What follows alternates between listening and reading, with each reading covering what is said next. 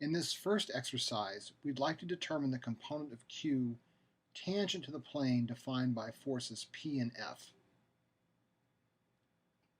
This figure is a reproduction from one that we had in section 2.3, so you might want to go back and make a note of the three-dimensional representations of these vectors F, Q, and P before you begin this problem. Pause the video now and try the problem first, and then resume playing when you're ready to see a solution. From the section 2.3 exercises, we had these three representations for the vectors P, Q, and F. And I've written them here as their magnitudes on unit vectors pointing in their respective directions. When we're trying to resolve a force into components parallel and perpendicular to a particular plane, it's easiest to begin by finding the normal component of the force.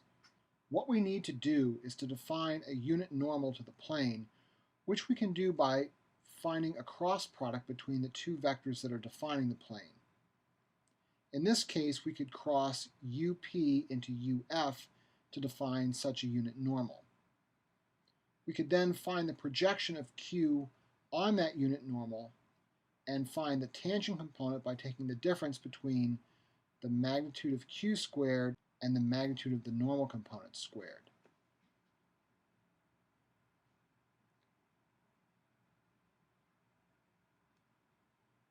To summarize that procedure, we're going to define a unit normal to the plane defined from P and F as UP cross UF over the magnitude of UP cross UF. We might note that the cross product between unit vectors does not necessarily produce a unit vector by itself unless those two unit vectors were mutually orthogonal to one another and the sine of the angle in between them was 1. Having UN, we will then find the projection of Q in the normal direction as Q dotted into UN, which we could write as magnitude Q on unit vector in the direction of Q dotted into unit vector in the direction of N. Finally, our tangent component, which is what we're seeking, we could find from the square root of, also in terms of Q, we could write this as magnitude Q on the square root of 1 minus the quantity UQ dot UN squared. From here, we'll carry out the details of this solution. So we'll begin by writing out an expression for UP cross UF.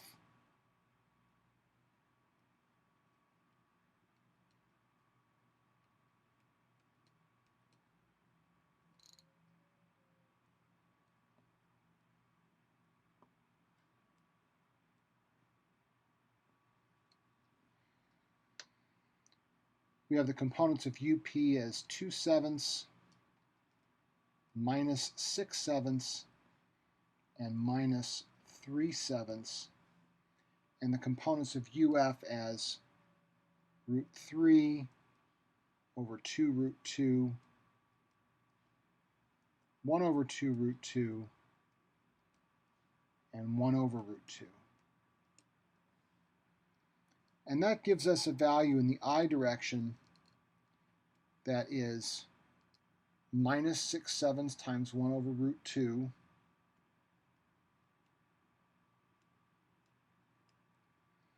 minus a minus 3/7 times 1 over 2 root 2, which gives us a plus 3 over 14 root 2.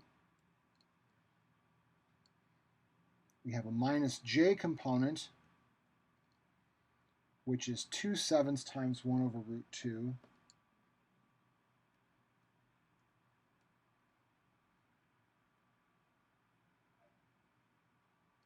minus a minus 3/7 times root 3 over 2 root 2, which gives us a plus 3 root 3 over 14 root 2.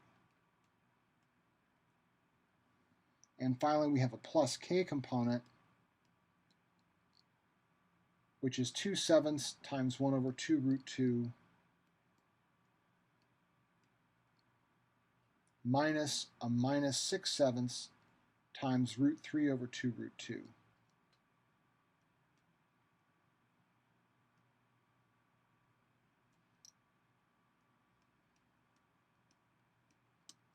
Now these fractional expressions have become somewhat unwieldy, so we'll just go ahead and evaluate them in decimal form, and that turns out to be equal to minus 0.4546 in I, minus 0.4645 in J, and plus 0.6259 in K. The magnitude of this cross product is less than 1. If we take the square root of the sum of the squares, it ends up being 0.9023.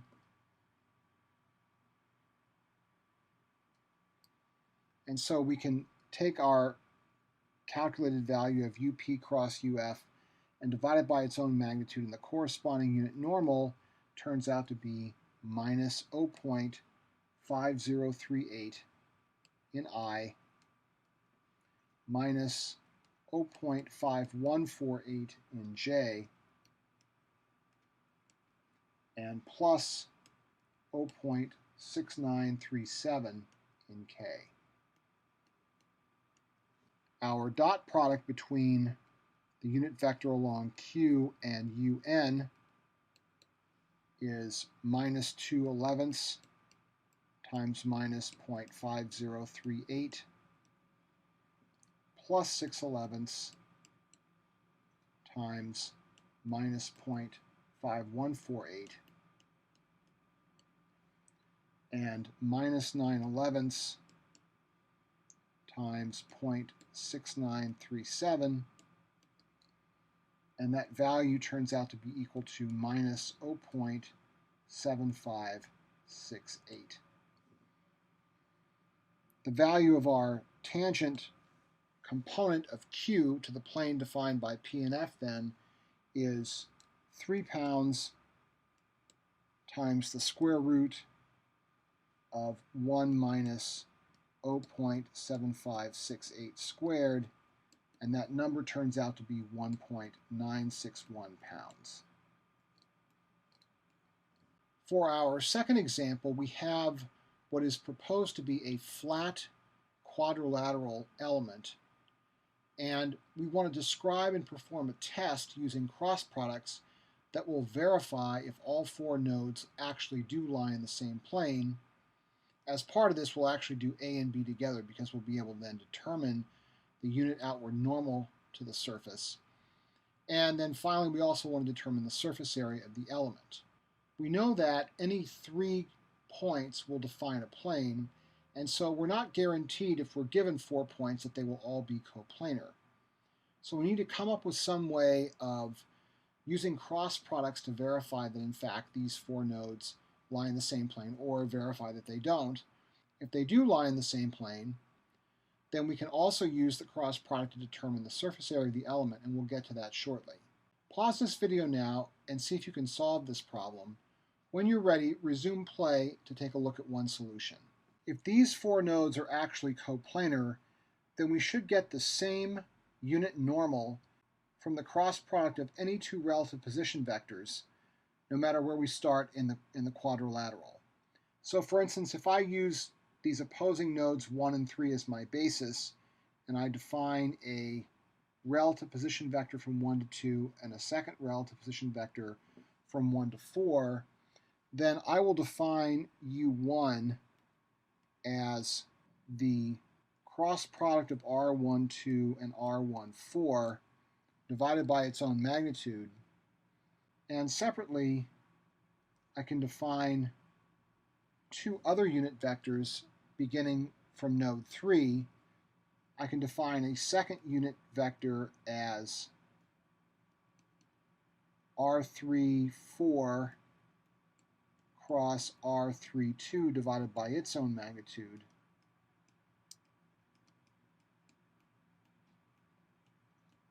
I can say that these four nodes are coplanar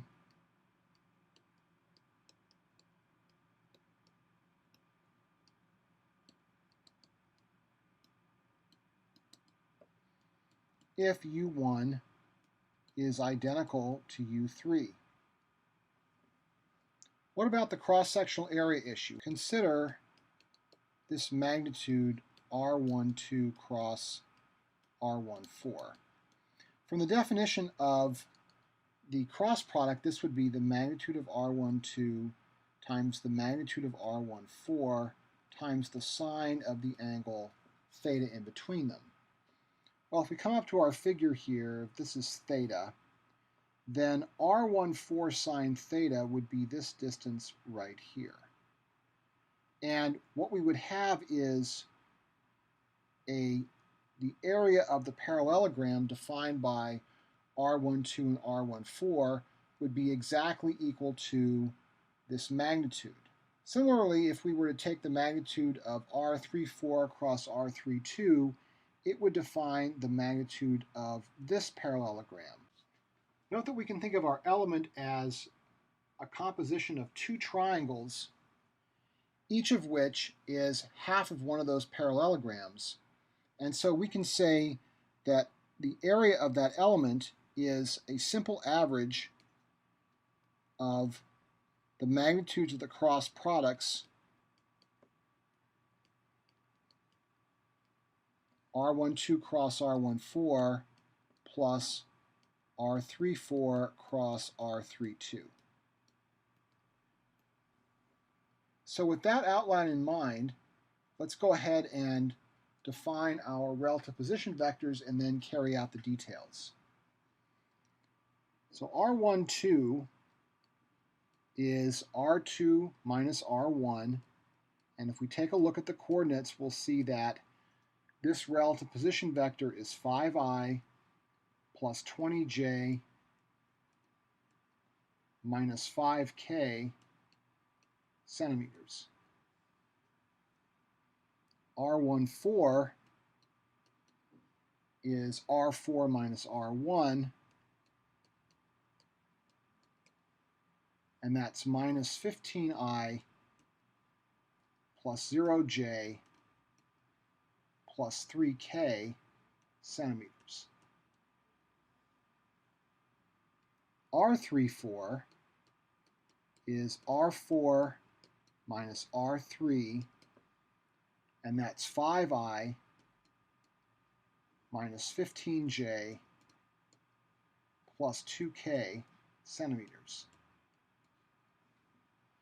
And finally, R32 is R2 minus R3, and that's 25i plus 5j minus 6k centimeters. So with that in mind, let's go ahead and evaluate our first cross product, R12 cross R14.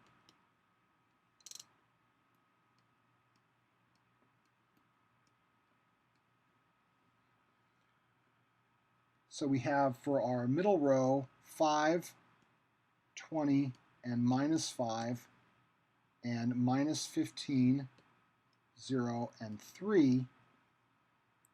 And we can see from this that in the I direction we're going to have 60 minus 0,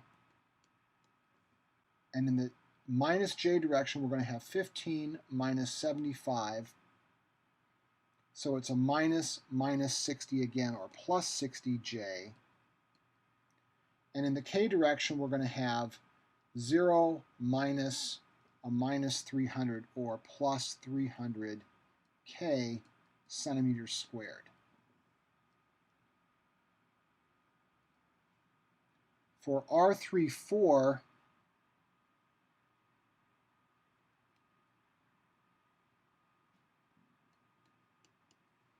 cross R32,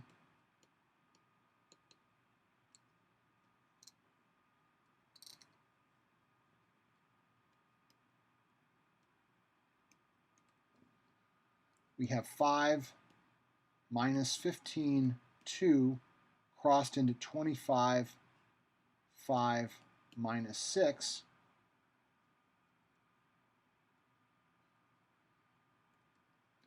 And the result there is, in the I direction, we have 90 minus 10, or 80I. In the minus J direction, we have minus 30 minus 50, which is a net plus 80J. And in the K direction, we have 25 minus a minus 375, which is plus 400K centimeters squared. Now, as it turns out, even though we're going to find the magnitudes, we don't even really have to establish the unit vectors to see that these two vectors point in exactly the same direction, because the second one is just 4/3 times the first one. So we'll just say that, yes, U1 is equal to U3. So the four nodes are coplanar.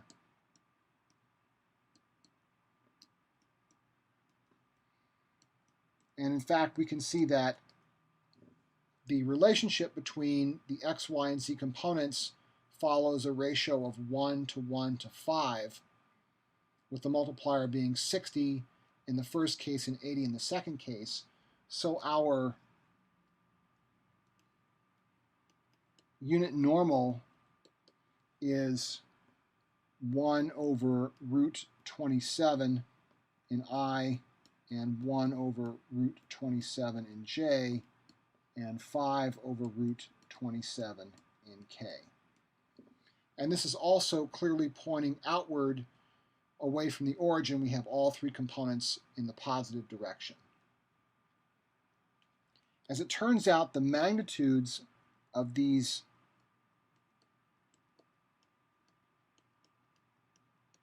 two cross products are 311.8 centimeters squared and